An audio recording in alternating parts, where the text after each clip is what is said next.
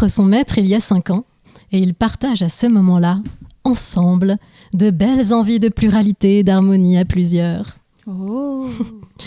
Quelque temps après, son maître rencontre Lana, qui deviendra sa deuxième soumise. Mais Lana a des désirs d'exclusivité. Et oui, petit problème.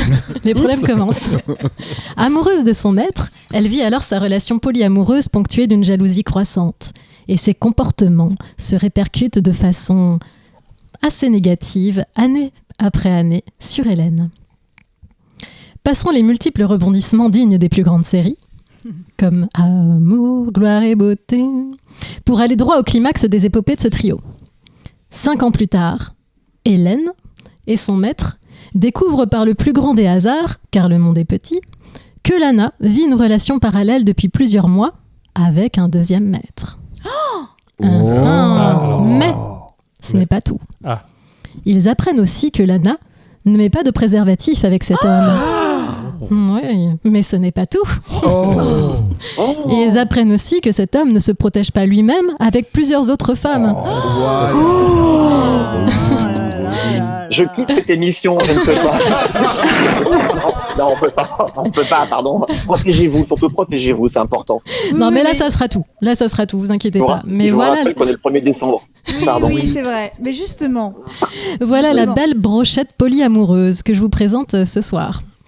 Alors, en quelques minutes, Hélène et son maître découvrent soudainement être potentiellement porteurs d'une MST et filent se faire tester. Car dans cette histoire, évidemment, il avait été convenu que le maître et ses 2 soumises ne mettaient plus de préservatif, à condition que cette pratique soit exclusive. Donc j'imagine que vous voulez la fin de cette histoire. Oui. Combien il y en a qui ont chopé la IST? Lesquels? Alors fort heureusement personne. Et moi je ne connais pas la fin de cette histoire et peut-être dépendra-t-elle de vous, chroniqueurs et chroniqueuses, car je suis sûre qu'Hélène vous écoute en ce moment et qu'elle a hâte de vous entendre discuter autour de ce sujet. Mais suite à cette histoire, Lana est aujourd'hui plus équilibrée et heureuse en fréquentant aussi ce deuxième maître. Le maître d'Hélène continue son chemin heureux et de plus belle avec elle. Il prend un petit peu de distance avec Lana, qui parvient du coup à mieux vivre ses envies de BDSM avec ce deuxième homme. Et Hélène, elle, est, je dois dire, assez inquiète, fort de son expérience de 5 ans. Si son maître continue de fréquenter Lana, quel sera le prochain problème ? Peut-elle se sentir en sécurité dans sa relation ? Et vous, chroniqueurs et chroniqueuses, avez-vous déjà vécu une idylle à 2 ? Et un cauchemar à 3. Aimer plusieurs personnes est-il un enrichissement ou une tension permanente ? Et voilà, j'ouvre le débat. Donc je prends la parole pour dire que je ne parle pas. Waouh, je m'attendais vraiment tellement à l'anecdote. Super, bravo, beau sens du sacrifice. J'ai une demi-anecdote, mais moi j'étais pas amoureux. J'ai cru que t'allais dire j'ai une demi-molle. Mais... Moi je pensais à une demi-couille, mais bon, ok. Allez. Mais sinon, elle s'appelle Hélène parce que le sujet c'était la Grèce au départ ou c'est pour ça, non? Hélène de Troie, c'est ça? Question de rime. Hélène 2-3. Oh. Faut suivre. Moi, mais je disais que je parlais pas. Mais je l'avais dit, de 3. Oh. Oui, mais parce que comme ça parle de poly, Hélène 2, 3, 12, Ah, 13. d'accord. Bon, tu voulais dire?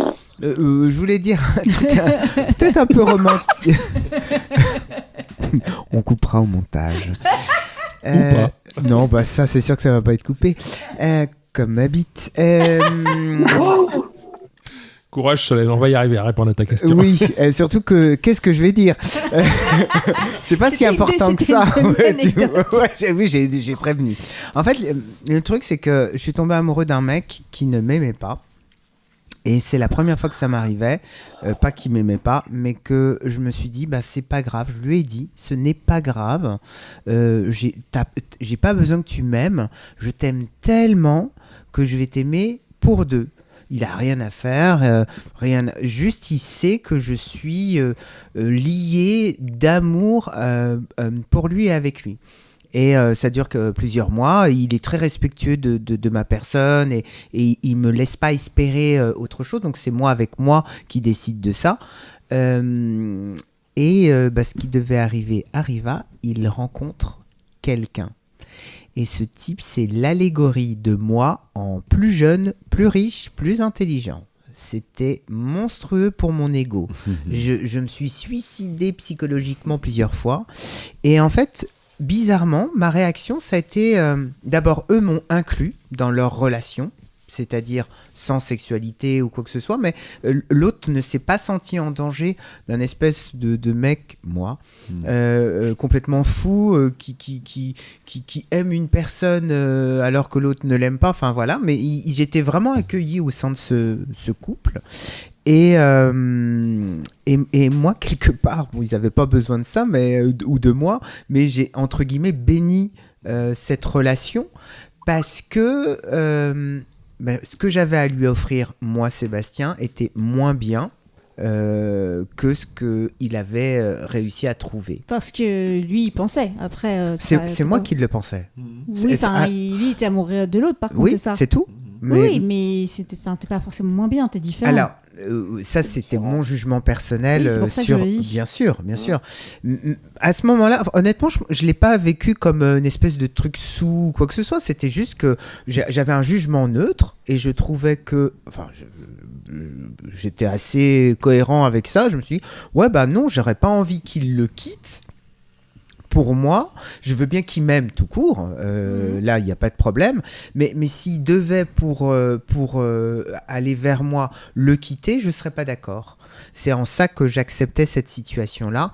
Okay. Voilà. On est toujours amis. On est toujours très bons amis. Il habite Dubaï maintenant. Et son mec l'a largué. Enfin, ils se sont séparés quelques années plus tard, en fait. Et j'habite aujourd'hui à 100 mètres quasiment de l'endroit où ensemble, donc on n'a toujours jamais eu de relation sexuelle. Si, il me l'a rappelé, j'avais oublié. C'était un plan cul au départ. Ah. Mais ça c'est anecdotique finalement, la sexualité avec lui. Mais j'habite à 100 mètres de là où je rêvais d'habiter et c'était l'endroit où on avait passé ensemble un week-end d'amis absolument idyllique, un mois d'août à Paris. Voilà. Et voilà. Voilà. Senzo, tu veux dire quelque chose ? Pardon, j'allais dire que je raconte toujours rien. Moi je voudrais, comme j'aime beaucoup le Cluedo, je voudrais revenir un peu sur la description des personnages. Alors, donc Lana, c'est celle qui est exclusive au départ, c'est ça ? Oui. Et donc le colonel Moutarde, on va dire que c'est le premier d'homme, admettons. Moi, il y a quelque chose qui m'interpelle beaucoup dans ton histoire, c'est que comment se peut-il que dans un trio où on sait quand même avoir des pratiques à risque dangereuses, un tel impair ait lieu ? Et comment se retrame la confiance après ? Parce que très honnêtement, la personne, elle rentre dans une relation qui ne lui convient pas. Déjà, warning. Je veux dire, t'aimes pas l'eau, tu plonges dans la piscine. Qu'est-ce que c'est que cette histoire ?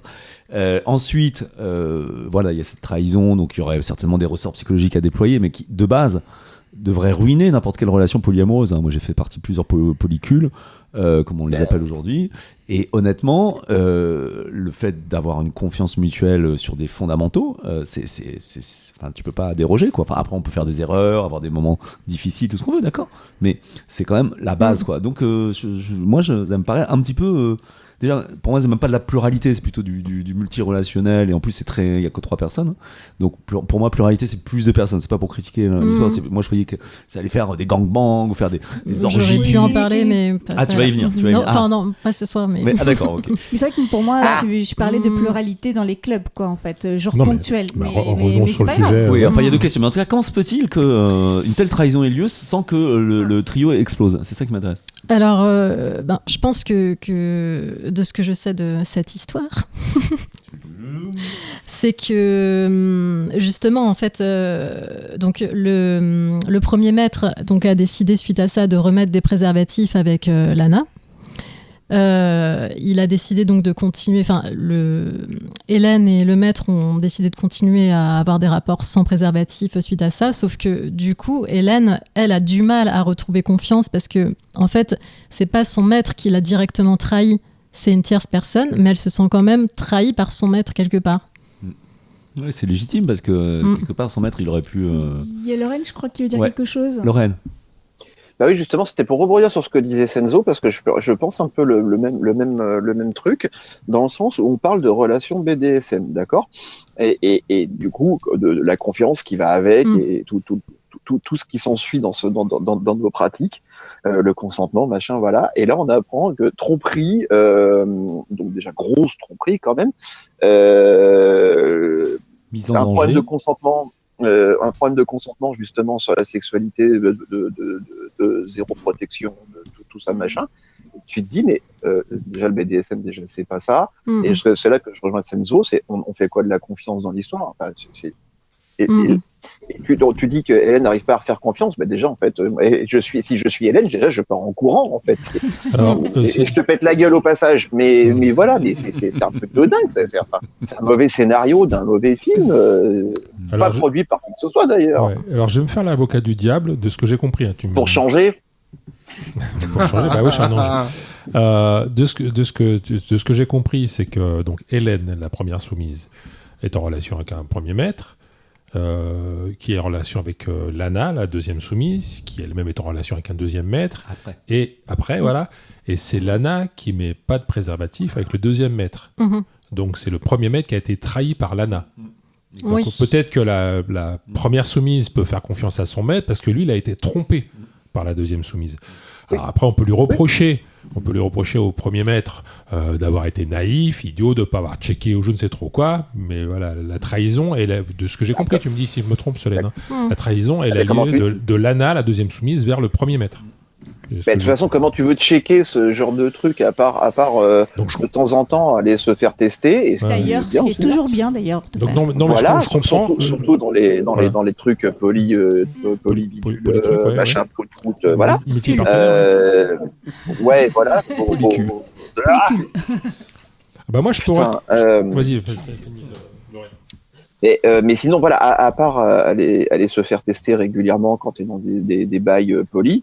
Sinon, effectivement, il y a pas un petit voyant au-dessus de ta chatte ou au-dessus de ta bite en mode j'ai chopé un truc, voilà. Donc, tout à fait, ouais. Bah, c'est-à-dire que il y avait une possibilité, c'est que la première soumise quitte le premier maître, dire j'étais trompé, trahi.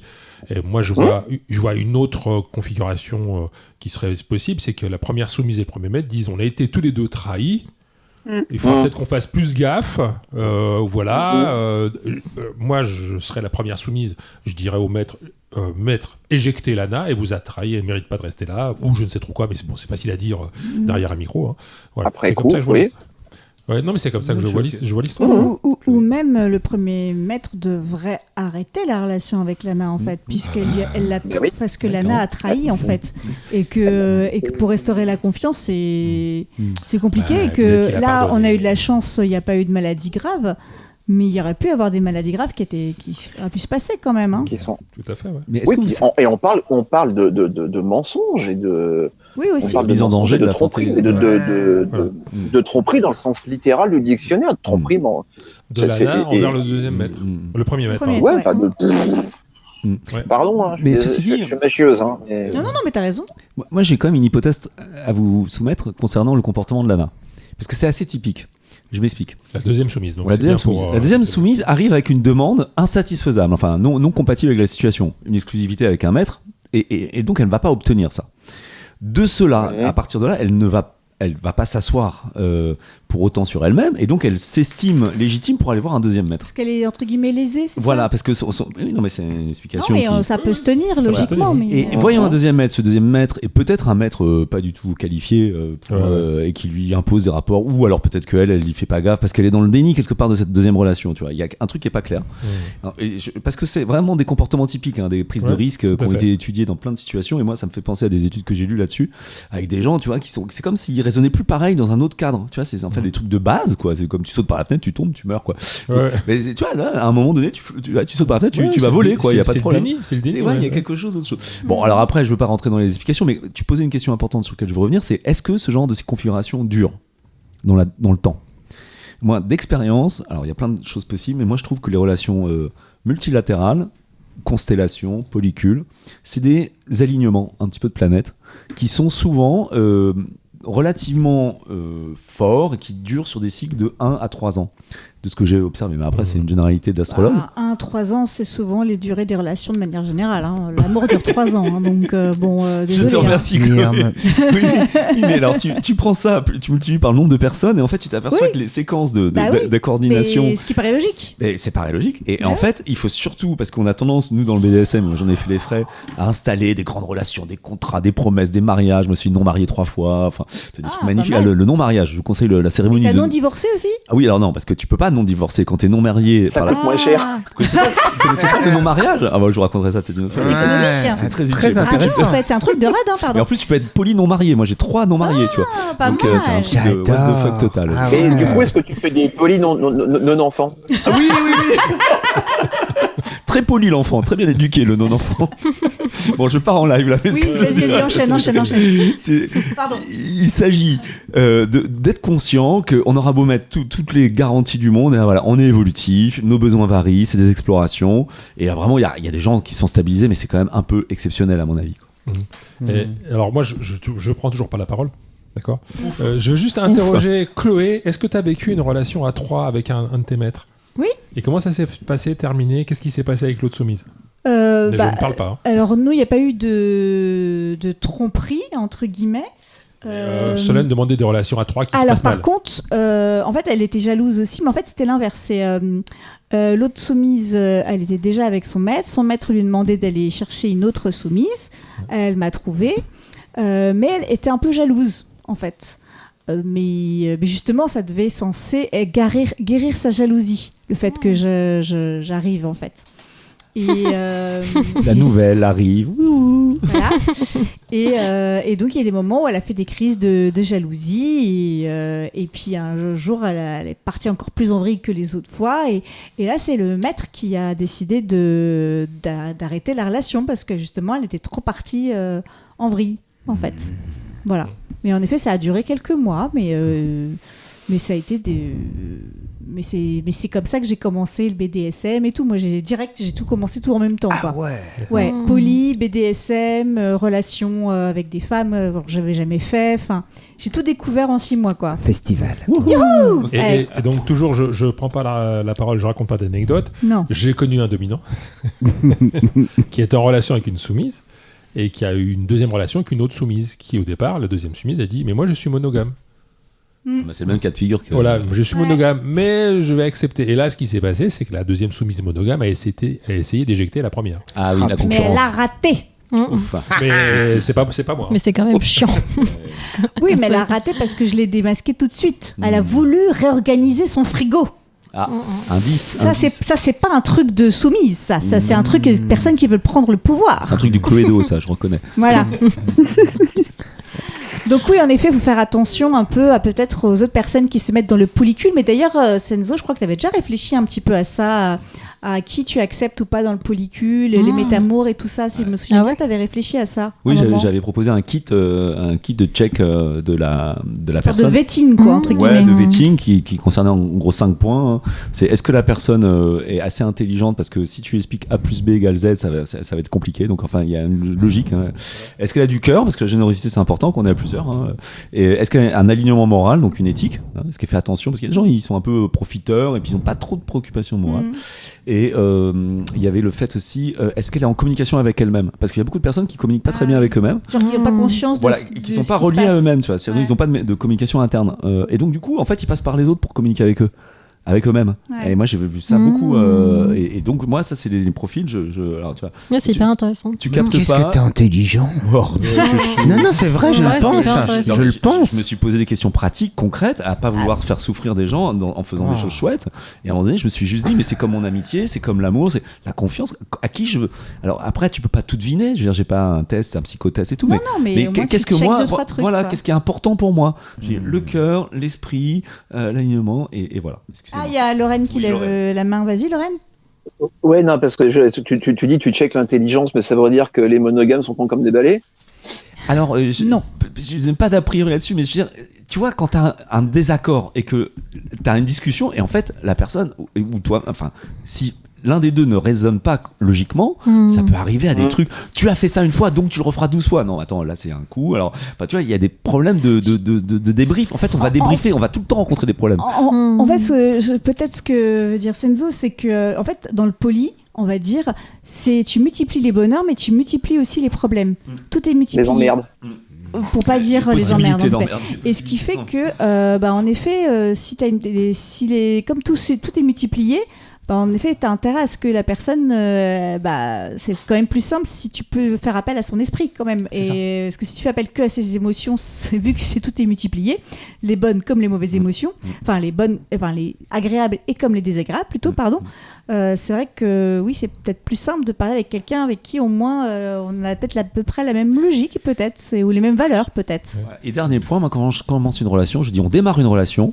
Et on la finira ensemble, parce que si le voyage doit s'arrêter un jour, je veux qu'on puisse s'entraider pour sortir du bateau ensemble. Parce que moi, le truc qui m'angoisse aussi, c'est les gens, ils démarrent à fond parce qu'ils trouvent que tout est beau, et en fait, il y a un engagement au départ, et ça tient souvent. Quand tu poses le cadre, les gens ne se cadrent pas, et c'est horrible.